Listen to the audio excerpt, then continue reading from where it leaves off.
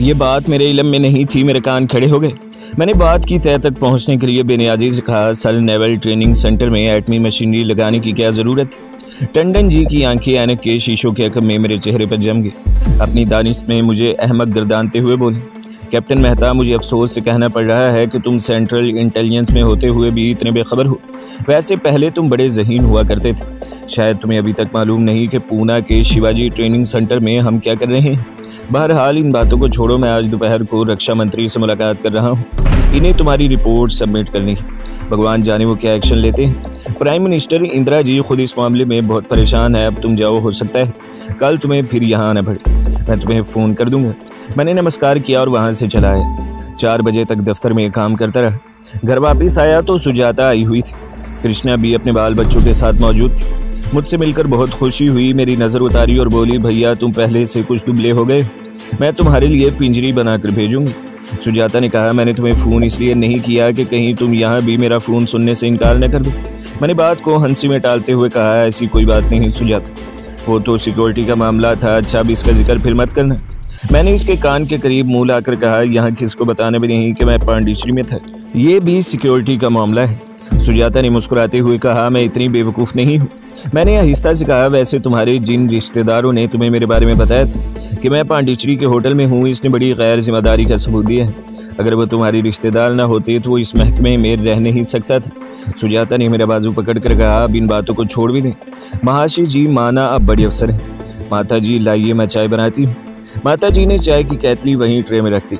बेटी, मैं तो पहले ही चाय बनाती डर रही थी। कृष्णा ने कहा, भैया के लिए मैं चाय बनाऊंगी। लेकिन मैंने मना कर दिया, आज सुजाता के हाथ की चाय पियेंगे। कृष्णा ने मुझे छेड़ते हुए कहा, आगे इसी के हाथ की चाय पिया करोगे भैया जी, आज मुझे बना लेने दो। सुजाता शर्मा गई और इसने भी कृष्णा के हक में वोट दे दिया। कृष्णा के बच्चे शोर मचा रहे थे और नौकरानी उन्हें चुप कराने के लिए बार बार डांट रही थी। मैं, माताजी, कृष्णा और सुजाता से चाय पीते हुए बातें भी कर रहा था और ये भी सोच रहा था कि पाकिस्तान में अपने बॉस से अब मैं कैसे रब्ता कायम करूँगा। मेरे पास दिल्ली में अपने एजेंट का दिया हुआ जो छोटा सा ताकतवर ट्रांसमीटर था, इसे मैंने कन्याकुमारी में ही हंगामी हालात के तहत ज़ाया कर दिया था। हमारे ऑफिस में 2 वायरलेस सेट मौजूद थे, मगर वहाँ मैं ऐसी गैर जिम्मेदाराना हरकत नहीं कर सकता था। मुझे बॉस से रब्ता कायम करने की अशद ज़रूरत थी, क्योंकि मिस्टर टंडन ने इशारतन बताया था कि पूना के शिवाजी बहरी ट्रेनिंग सेंटर में रूसी कोई इंतहाई अहम एटमी तवानाई से काम करने वाली मशीनरी नस्ब कर चुके हैं। मैं ये इतला पाकिस्तान में अपने बॉस तक पहुँचाना चाहता था। फिर मैंने सोचा कि इस ज़मन में मुझे मज़ीद तफसीलात मालूम करनी चाहिए कि ये मशीनरी किस नौइयत की है और इसका फंक्शन क्या है। सुजाता शाम को घर वापस चली गई। कृष्णा और इसके बच्चे हमारे घर में ही रहे। रात को इसका खामद हरी प्रसाद सराफ भी दुकान बंद करके वहीं आ गया। वो भी मुझे मिलकर खुश हुआ और बोला, भाई हम तो ये समझे थे कि कैप्टन साहब बदेश के मुल्क के दूर चले गए। मैंने कोई जवाब न दिया और इधर उधर की बातें करने लगा। रात को खाना सबने मिलकर खाया। फिर माता जी पूजा पाठ में लग गई। कृष्णा बच्चों को लेकर अपने कमरे में चली गई। इसका खामद हरी प्रसाद सराफ वापस चला गया। मैं अपने कमरे में आ गया, दरवाज़ा बंद किया और पलंग पर लेटकर बहुत सी बातों के बारे में गौर व फिक्र करने लगा। अभी तक तो इस मकान, इस नकली रिश्तेदारों और अपने ऑफिस में मैं बिल्कुल महफूज था। किसी पर मेरा राज नहीं खुला था। इसकी सबसे बड़ी वजह मेरे चेहरे की प्लास्टिक सर्जरी थी, जिसने मेरी शक्ल को हूबहू मरने वाले कैप्टन रामकिशन मेहता का हम शक्ल बना दिया था। रूसी एटमी अब्दोस का मिशन बखैर खूबी अंजाम पा चुका था। बॉस ने अपने खुफिया मरमूज पैगाम में इस बात की तरफ इशारा किया था कि भारतीय हुकूमत मशरक़ी पंजाब की सरहद पर खुफिया तौर पर जदीद किस्म का दफाई निज़ाम नस्ब कर रही है, जिसके बारे में पाकिस्तान को बाखबर रहने की अशद ज़रूरत भी थी और ये इसका हक भी था, क्योंकि कोई भी मुल्क दुश्मन हमसाया मुल्क की फ़ौजी तैयारियों से गाफिल रहना गवारा नहीं कर सकता। दूसरी तरफ अब पूना के शिवाजी ट्रेनिंग सेंटर की एटमी मशीनरी की तनसीब का मामला भी सामने आ चुका था। चुनाचा मेरा बॉस से रब्ता बहुत ज़रूरी हो गया था। यहाँ मेरी पोजीशन इतनी नाजुक थी, मैं किसी किस्म का मामूली सा ख़तरा भी मोल नहीं ले सकता था। मैं जिस पोस्ट पर था वहाँ रहते हुए पाकिस्तान के ख़िलाफ़ भारत की जारहाना अज़ाइम से पूरी तरह बाखबर रह सकता था, और यही मेरे मुल्क की सलामती और इस्तेहकाम का तकाजा था। यही मेरा सबसे बड़ा मिशन। मैं किसी तखरीबकार की तरह भारत में जगह जगह यूं ही बेमकसद धमाके नहीं कर रहा था। मैं सिर्फ इस हदफ को निशाना बनाना चाहता था और बना रहा था जहां से मेरे वतन अजीज़ पाकिस्तान को नुकसान पहुंचाए जाने का इम्कान। दूसरे रोज़ मैं दफ्तर गया तो दोपहर के वक्त मिस्टर टंडन ने मुझे फ़ोन पर यह कहकर प्राइम मिनिस्टर हाउस बुलवा लिया कि एक अहम मीटिंग होने वाली है जिस पर मेरी शिरकत नागज़ीर है। मैं ठीक वक्त पर प्राइम मिनिस्टर हाउस पहुंच गया। ये मीटिंग वाकई टॉप सीक्रेट मीटिंग थी। इसमें नेवी, आर्मी और एयरफोर्स के अलावा सेंट्रल इंटेलिजेंस और वजारत दफा की अहम तरीन शख्सियात मौजूद थी। मीटिंग की सदारत रक्षा मंत्री यानी इस वक्त के वजीर दफा कर रहे थे। इस मीटिंग में मेरे बॉस की इस खबर की तस्दीक हो गई जिसकी तरफ इसने अपने गुज़श्ता पैगाम में इशारा किया था। मालूम हुआ कि रूसियों की मदद से भारतीय हुकूमत खेमकरन और फाजिलका सेक्टर में सरहद के साथ साथ ज़मीन से फ़िज़ा और फ़िज़ा से ज़मीन पर मार करने वाले गाइड मिसाइलों का एक खुदकार, तरक्की याफ्ता और कंप्यूटराइज्ड निज़ाम नस्ब कर रही है। इसका बुनियादी मकसद पाकिस्तान पर हमला करके कसूर की तरफ पेशकदमी करके लाहौर को अपने घेरे में ले लेना है। ऐसा ही एक निज़ाम मकबूजा कश्मीर की तरफ भी नस्ब कर लिया गया था। इस टॉप सीक्रेट मीटिंग में दूसरा पॉइंट जो ज़ेर बहस आया वो पूना के शिवाजी नेवल ट्रेनिंग सेंटर में एटमी मशीनरी की तनसीबात के बारे में था। अब ये इंकशाफ हुआ कि इस नेवल ट्रेनिंग सेंटर में जो एटमी तनसीबात लगाई गई है इसका ताल्लुक बहरिया की ट्रेनिंग से बिल्कुल नहीं है, बल्कि वहाँ भारत के पहले एटम बम के लिए खुफिया तौर पर यूरेनियम की प्रोसेसिंग का काम हो रहा है। मेरे लिए ये इंकशाफ इंतहाई अहम और हैरान कर देने वाला था। भारतीय अबलाग़ आमा के ज़राए सुबह शाम शांति और इन्हिसार का प्रचार कर रहे थे और भारत की वज़ीर आज़म मिसेस इंदिरा गांधी भी बार बार यही कहती थी कि हम एटमी तवानाई बराए अमन के कायल हैं। एटम बम बनाने का सवाल ही पैदा नहीं होता, लेकिन अब मालूम हुआ कि शिवाजी नेवल ट्रेनिंग सेंटर में खुफिया तौर पर एटम बम बनाने का काम शुरू हो चुका था। ये बहुत भयानक इंकशाफ था और पाकिस्तान को इससे खबरदार करने की अशद ज़रूरत है, क्योंकि अगर भारत एटम बम बनाने में कामयाब हो जाता है तो पाकिस्तान का मुस्तकबिल ख़तरे में पड़ सकता है। पाकिस्तान के वजूद और इसकी सलामती के लिए ये बहुत बड़ा चैलेंज था। इस टॉप सीक्रेट मीटिंग में जिन उमूर पर गौर किया गया इनमें शिवाजी ट्रेनिंग सेंटर वाले खुफिया न्यूक्लियर प्लांट के तहफ़्फ़ुज़ और इस काम को खुफिया रखने का मामला सरे फहरिस्त था। भारतीय रक्षा मंत्री ने साफ लफ्ज़ों में कहा, हम किसी हालत में भी नहीं चाहते कि दुनिया को और ख़ास तौर पर हमारे हमसाया मुल्क पाकिस्तान को हमारी एटमी सरगर्मियों की ज़रा सी भी भनक पड़ी। पांडिचेरी में सिन्हाली एजेंटों की तखरीबकारी के हादसों के बाद इस बात की अहमियत और ज़्यादा बढ़ गई है कि हम पूना के शिवाजी ट्रेनिंग सेंटर वाले प्लांट की सरगर्मियों को इंतहाई खुफिया रखें। हमने इस मिशन को चांकिया का नाम दिया है। आज से हमारी खुफिया फाइलों में यही इस्तेमाल किया जाएगा। हम चाहते हैं कि इस ट्रेनिंग सेंटर के इर्द गिर्द महकमे के आला और तजर्बेकार इंटेलिजेंस अफसरों इस तरह तयनात करें कि कोई अजनबी शख्स तो क्या कोई परिंदा भी वहाँ पर न मारे। मैं सबकी सब बातें बड़े गौर से सुन रहा था और एक एक लफ्ज़ जहन नशीन करता जा रहा था, क्योंकि वहाँ हमें कोई पॉइंट कागज़ पर नोट करने की इजाज़त नहीं थी। एक दो बार मुझसे भी इजहार ख्याल के लिए कहा गया। मैंने एक ज़िम्मेदार और वतन परस्त भारतीय की तरह अपनी राय का इजहार किया। ये खुफिया और इंतहाई अहम मीटिंग 2 घंटे तक जारी रही। इसके बाद हम सब से बारी बारी गीता पर हाथ रखवा कर हलफ लिया गया कि हम भारत माता के लिए दफाई राजों की अपनी जान देकर हिफाजत करेंगे। रक्षा मंत्री ने यह बात वाज़ेह कर दी कि इस हलफ की ज़रूरत नहीं थी। आप सब लोगों की भारत विरुद्ध से वफादारियाँ शकूक व शुबहात से वालातर है, लेकिन मैं इस रस्म को एक बार फिर पूरा करना चाहता था। मीटिंग बर्खास्त हो गई तो मिस्टर टंडन भी मुझे एक तरफ ले गए और कहने लगे, तुमने नोट किया होगा कि हमारे स्टाफ को ज़्यादा अहमियत नहीं दी गई। इसकी वजह पांडिचेरी वाली दुर्घटना है। सेंटर अब हमारे महकमे को ज़्यादा अहम जिम्मेदारियाँ सौंपने से गुरेज कर रहा है और ये बात हमारे हक में अच्छी नहीं। मैंने कहा, सर इस सिलसिले में हमें अपनी कारकर्दगी दिखानी होगी ताकि हम साबित कर सके कि टंडन ने मेरी बात काटते हुए खुश होकर कहा, यही मैं तुम्हें कहना चाहता था, मगर हम अपनी कारकर्दगी कहाँ दिखाएं। बस इस पॉइंट पर तुम्हें और मुझे गौर करना होगा। तुम नौजवान और ज़हीन हो, तिवाड़ी बूढ़ा हो रहा है, मुझे इसकी सोच पर ज़्यादा भरोसा नहीं रहा। अब तुम जाओ, जो कुछ मैंने तुम्हें कहा है इस पर सोच विचार ज़रूर करना। हमें अपनी ऑफिस का एतमाद बहाल करने की ज़रूरत है। दूसरी सूरत में हमारी तरक्की करने के इम्कानात बिल्कुल ख़त्म हो जाएंगे और ये भी मुमकिन है कि हमें वक्त से पहले रिटायर कर दिया जाए। मिस्टर टंडन ने मुझसे हाथ मिलाया और सर झुकाए कॉरिडोर में अपनी ऑफिस की तरफ चल दिया। इस वक्त मैं सिर्फ एक ही बात पर गौर कर रहा था कि इस खुफिया मीटिंग में जो धमाका खेज इंकशाफ हुआ है इसकी इतला अपने बॉस तक कैसे पहुँचा। दिल्ली में यानी शहर में हमारा सफारत खाना मौजूद था, मगर मुझे इस तरफ जाने की इजाज़त नहीं थी। मुझे ख़ास तौर पर हिदायत की गई थी कि ख्वाह कुछ भी क्यों ना हो, मैं पाकिस्तानी सफारत खाने से हरगिज़ रुजू ना करूँ, बल्कि कभी इस सड़क से भी ना गुजरूँ जिस सड़क पर हमारे सफारत खाने की इमारत है। वैसे भी इस किस्म की टॉप सीक्रेट बातें आमतौर पर सफारत खानों तक नहीं पहुँचाई जाती। ये अहम काम मुझे खुद ही करना था। अब मैं इस खोज में रहने लगा कि मुझे छोटा सा ट्रांसमीटर सेट कहीं से मिल जाए जिसकी मदद से मैं बॉस से बात कर सकूँ। 2-1 बार मैं जामे मस्जिद के सामने वाली ग्राउंड में भी गया, इस ख्याल से कि अपना एजेंट मजूब आदमी के भेस में मुझे वहीं मिला था। और इसी ने मुझे ट्रांसमीटर दिया था, लेकिन वहाँ मुझे कहीं वो नज़र ना आए।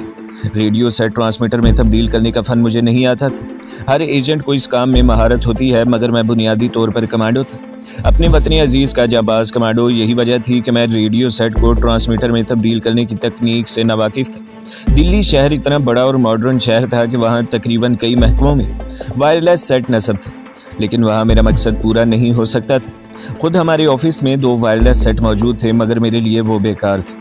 अपने ऑफिस के वायरलेस सेटों का ख्याल आते ही मैं ठटक गया। ये दोनों वायरलेस सेट हमारे चीफ सुप्रिटेंडेंट माथर साहब के कमरे में लगे हुए थे। मैंने सोचा कि अगर मैं किसी बहाने रात को अपने ऑफिस में रुक जाने का प्रोग्राम बना लूँ तो माथर साहब के वायरलेस सेट से पाकिस्तान में अपने बॉस से रब्ता कायम किया जा सकता है। जूं मैं अपने मंसूबे पर गौर करता गया, मेरे दिल को यकीन हो गया कि बाहर ख़तरा मोल लेने से अपने दफ्तर ही के वायरलेस सेट को इस्तेमाल में लाना ज़्यादा मुश्किल नहीं है। ख़तरा इसमें ज़रूर था, मगर यह काम ज़्यादा दिक्कत तलब नहीं था। वहाँ 11 बजे तक रुक सकता था। चीफ सुप्रिटेंडेंट माथर साहब का कमरा मेरे दफ्तर से चंद कदमों के फासले पर कॉरिडोर के आखिरी कोने पर था। मैं इस दफ्तर में कई बार जा चुका था, मैं इसके पूरे हदूद अरबा से वाकिफ़ था। इस कमरे में एक बाथरूम भी था और बाथरूम का एक दरवाज़ा दूसरी तरफ दफ्तर के अकबी लॉन की तरफ भी खुलता था। मेरे दिल ने इसी मंसूबे पर अमल करने की इजाज़त दे दी। मुझे ये मुहिम ज़्यादा आसान लगने लगी थी। ख़तरा तो हर जगह था। अगर मैं कोई भी ट्रांसमीटर उठाकर किसी भी जगह लेकर पैगाम नशर करता हूँ तो ख़तरा वहाँ भी मौजूद होता था, मगर अपने दफ्तर वाले एक तो वायरलेस सेट बड़े ताकतवर थे, दूसरे मुझ पर किसी को शक भी नहीं पड़ सकता था। चुनांचे मैंने इसके लिए इब्तदाई मालूमात हासिल करनी शुरू कर दी। माथर साहब का दफ्तर इनके जाने के बाद बंद करके ताला लगा दिया जाता था और इसकी चाबी इसी चौकीदार के पास रहती थी जो बाकी दफ्तरों को बंद करके इन्हें ताला लगाता था। दूसरी चाबी या लोहे की तार से ताला खोलकर माथर साहब के कमरे में जाने की ज़रूरत मुझे इसलिए नहीं थी कि मैं इस कमरे के बाथरूम को इस्तेमाल में ला सकता था। मैं एक बार यूं ही किसी काम के बहाने माथर साहब के कमरे की एक फ़ाइल लेकर चला गया। माथर साहब से बातें करते हुए मैंने बाथरूम की तरफ देखकर कहा, सर मैं आपका बाथरूम इस्तेमाल कर सकता हूँ? क्यों नहीं कैप्टन मेहता, माथर साहब ने फ़ाइल पर कुछ लिखते हुए कहा। मैंने ये बात ख़ास तौर पर नोट की कि बाथरूम के दरवाजे पर बाहर की जानिब कोई चटखनी नहीं थी, बल्कि खुदकार बोल्ट लगा था। गोल लट्टू घुमाकर बोल्ट खोल दिया जाता था। अंदर से बोल्ट घुमाओ तब भी दरवाज़ा खुल जाता था। अंदर की जानिब दरवाजे को अंदर से चटखनी लगा दी और लॉन की तरफ खुलने वाले दरवाजे का जायज़ा लिया। इस दरवाजे के अंदर भी चटखनी लगी हुई थी। मैंने पानी छोड़कर हाथ धोकर तौलिए से पोंछे और बाथरूम से निकलकर माथर साहब की तरफ देखा। वो अभी तक फाइल पर कुछ लिख चुके थे। कहने लगे, इस पर मेरे दस्तखत की ज़रूरत नहीं थी, लेकिन तुम ले आए हो तो मैंने कर दिए हैं। सर मैं ये फ़ाइल आपकी नज़र से गुजारना चाहता था। इसी दौरान मैंने एक बार फिर दोनों वायरलेस सेटों का भी जायज़ा ले लिया था जो कोने में दीवार के साथ लगे थे। काफ़ी ताकतवर ट्रांसमीटर थे और इनके आगे पैनल बना हुआ था। पास ही 2 कुर्सियां भी पड़ी हुई थी। खुदा जाने यहाँ से कौन किस वक्त किसको खुफिया मरमूज पैगाम जारी करता है। मैंने कभी किसी को यहाँ से पैगाम नशर करते नहीं देखा था। दूसरे दिन मैंने दफ्तर में रात गए तक बैठकर काम करने का प्रोग्राम बना लिया था। इससे 1 रोज़ पहले ही मैंने अपने स्टेनो मकंदलाल और सेक्रेटरी नंबर 2 तिवाड़ी से ये कहकर अपने मंसूबे की ग्राउंड तैयार कर ली कि बाहर जाने की वजह से बहुत सा काम जमा हो गया है। सोचता हूँ कल छुट्टी के बाद दफ्तर ही में बैठकर सारी फाइलें निपटा दूँ। तिवाड़ी ने हंसकर कहा, कैप्टन तुम कवारी हो, रात को दफ्तर में ठहर सकते हो। दूसरे दिन मैं घर में अपनी माता जी से भी ये कह आया था कि काम ज़्यादा इकट्ठा हो गया है, दफ्तर में आधी रात लगाऊंगा। सुजाता को मैंने दफ्तर में आकर फ़ोन कर दिया, इस ख्याल से कि कहीं वो रात को इस वक्त दफ्तर में फ़ोन न कर दे जब मैं अपना ऑपरेशन शुरू कर चुका हूँ। मेरे पास हथियार कोई ना था, किसी भी वक्त इसकी ज़रूरत पड़ सकती थी। पिस्तौल वगैरह मैं अपने पास नहीं रख सकता था, चाकू रखना भी ठीक नहीं था।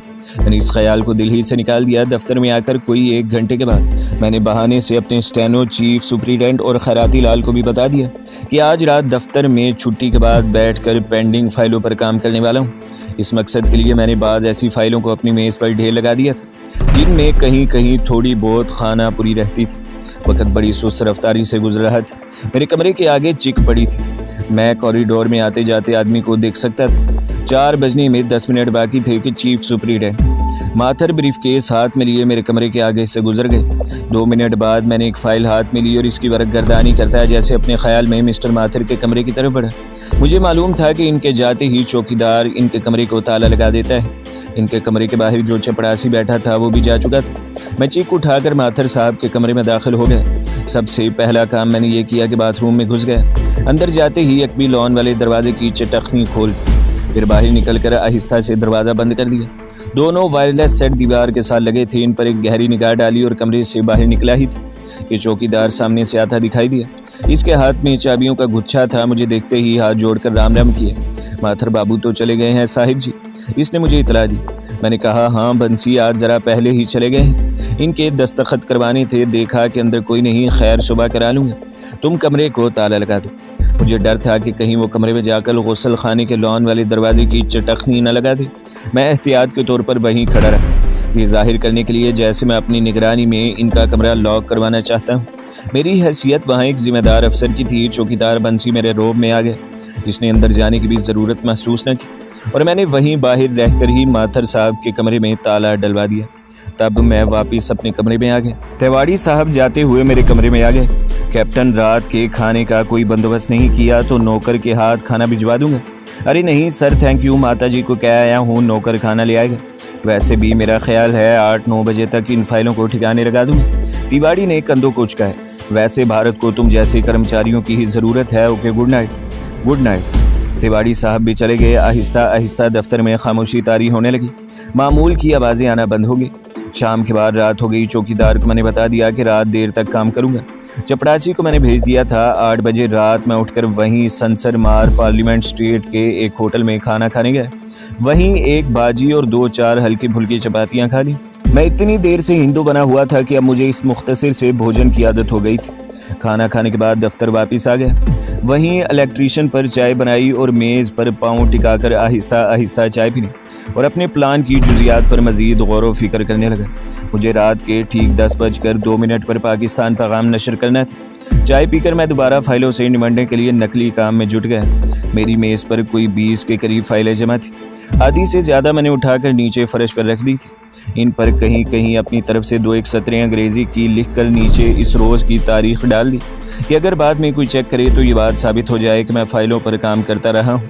ठीक 10 बजे मेरी मेज़ पर सिर्फ 4 फाइलें रह गई थी। मैंने 4 फाइलें ही वहाँ रहने दी।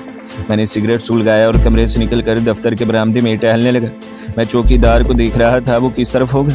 वो मुझे सामने वाले ऑफिस बिल्डिंग के बरामदे में से गुजरता नजर आया तो मैंने इसे आवाज़ देकर बुलाया। वो भागता हुआ मेरे पास आ गया। मैंने जेब से 50 रुपए का नोट निकाल कर इसे देते हुए कहा, बंसी मेरे सिगरेट ख़त्म हो गए हैं। ऐसा करो कनॉट पैलेस में विक्रम सिगरेट वाले की दुकान खुली होगी। मेरे सिगरेट ख़त्म हो गए हैं, तुम्हें पर्चा लिखे देता हूँ, इससे सिगरेट के 2 पैकेट ले आओ। बंसी बोला, महाराज जी सिगरेट की दुकान तो चौक वाली भी खुली है, वहाँ से ना ले आऊँ। मैंने जेब से नोटबुक निकाल कर इस पर सिगरेट की ब्रांड का नाम लिखते हुए कहा, अरे बंसी वहाँ से तो मैं भी ला सकता था, मगर इनके यहाँ सिगरेट पुराने रखे हुए हैं। विक्रम के पास ताज़ा स्टॉक होता है, ये लो पर्चा। ये दिखाकर 2 सिगरेट के पैकेट ले आना। अच्छा जी। चौकीदार बंसी ने पर्चा और 50 रुपए का नोट सदरी की जेब में रख लिया और ऑफिस कॉम्प्लेक्स के बड़े दरवाजे की तरफ चल पड़ा, जहां गेट पर गोरखा चौकीदार पहरे पर खड़ा था। जब वो नज़रों से उजल हो गया तो मैंने सिगरेट फेंक कर पाँव तले मसला और गमलों के ऊपर से छलांग लगाकर ऑफिस के पिछवाड़े वाले लॉन की तरफ चलने लगा। यहाँ सिर्फ एक बल्ब अकवी दीवार से लगा जल रहा था, जिसकी रोशनी ज़्यादा नहीं थी या फिर खुली जगह होने की वजह से बहुत मदद थी। माथर साहब के बाथरूम का दरवाज़ा मेरे सामने था। मैंने रुक कर दाएँ बाएँ देखा। जब तसल्ली हो गई कि मुझे कोई नहीं देख रहा तो दरवाजे को आहिस्ता से खींचा। खुदा का शुक्र है कि दरवाज़ा खुल गया। बस यूं ही दिल में एक वहम सा था कि शायद दरवाज़ा नहीं खुलेगा। मैंने बाथरूम में आते ही दरवाज़ा बंद करके अंदर से चटखनी लगा दी। बाथरूम में अंधेरा था। दूसरा दरवाजे का बोल्ट खोलकर माथर साहब के कमरे में आ गया। यहाँ भी अंधेरा था, मगर दीवार के साथ लगे हुए दोनों वायरलेस सेट नीम तारीकी में मुझे दिखाई दे रहे थे। मेरे पास ज़्यादा वक्त नहीं था। मैंने अंदाज़ा लगा लिया था कि चौकीदार बंसी को कनॉट पैलेस विक्रम पनवाड़ी की दुकान तक पैदल आने जाने में ज़्यादा से ज़्यादा 10 मिनट लगेंगे। मैं सीधा वायरलेस सेट के पास आ गया। इसके बटन को ऑन किया, इसमें बिजली की रू दौड़ने लगी। नाब को घुमाया तो वो टून देने लगी। मैंने जेब से माचिस निकालकर इसके डायल को गौर से देखा और सुई को घुमाते हुए अपनी फ्रीक्वेंसी की तलाश शुरू कर दी। 2 मिनट कोशिश करने के बाद मुझे अपनी फ्रीक्वेंसी मिल गई। मैंने माइक ऑन करके अपना कोड नंबर 3 बार दोहराया। दूसरी तरफ से बॉस की आवाज़ सुनाई दी। इसने भी अपने कोड नंबर को 3 बार दोहरा दी। मैंने फ़ौरन मरमूज़ हिंसों की ज़ुबान में इसे पैगाम दिया कि इंडियन आर्मी खेमकर और फाजिलका की सरहदों पर जदीद गाइड मिसाइल की बंकर बना रही है और पूना के सेंटर में यूरेनियम प्रोसेसिंग का काम तेज़ी से जारी है। ये पैगाम हिंसों की शक्ल में था। 2 मिनट तक खामोशी छाई रही। फिर बॉस ने भी कुछ हिंसे दोहराई। मैंने इनको वहीं खड़े खड़े डिकोड किया। बॉस ने मेरे पैगाम के जवाब में कहा, कल शाम के 7 बजे मकबरे पर रहें, वही मजलूम मिलेगा। बॉस ने मुझसे एटमी आबदोज़ की तबाही के रद्द-ए-अमल के बारे में मज़ीद तफ़सीलात तलब की। मैंने मुख्तसर लफ्ज़ों में इन्हें तमाम तफ़सीलात से आगाह कर दिया। इसमें तकरीबन 7 मिनट लग गए थे। मैंने महसूस किया कि जब मैं पैगाम नशर कर रहा था तो बीच में किसी सिग्नल की बार बार टून सुनाई दी थी। ये एक ही तरह की टून थी और 4 सेकंड तक सुनाई देने के बाद मादूम हो गई थी। मैं मोहतात हो गया। मुझे कुछ मालूम नहीं था कि इस ट्रांसमीटर का लिंक कहाँ पर है। मैंने बॉस से कहा कि मेरा वक्त ख़त्म हो गया है और ट्रांसमीटर ऑफ कर दिया। रुमाल जेब से निकाल कर ट्रांसमीटर के डायल की जा और माइक पर से अपनी उंगलियों के निशान अच्छी तरह साफ कर दिए। बाथरूम वाले दरवाजे के बोल्ट पर भी अपनी उंगलियों के निशान साफ किए। बाथरूम के अंदर जो चटखनी लगाई थी इसको भी रुमाल से पोंछा। दरवाजे को घुटने की मदद से आहिस्ता से खोला और जल्दी से बाहर आ गया। मेरी तेज़ नज़रें चारों तरफ का जायजा लेने लगी। वहाँ कोई नहीं था। आखिरी बार मैं दरवाजे के क्वार्टरों पर जहाँ मेरी उंगलियों के निशान लगने का एहतमाल था रुमाल फेरा और तेज़ कदम उठाता बरामदे की तरफ चला। गमलों को अलांग रहा था कि चौकीदार बंसी की आवाज़ आई, महाराज सिगरेट ले आया हूँ। तो दोस्तों, अगली केस सुनने के लिए हमारे चैनल को सब्सक्राइब करें, वीडियो को लाइक करें और बेल के आइकॉन को भी दबा दें ताकि हर जो आने वाली वीडियो है वो आपको सबसे पहले मिलती रहे।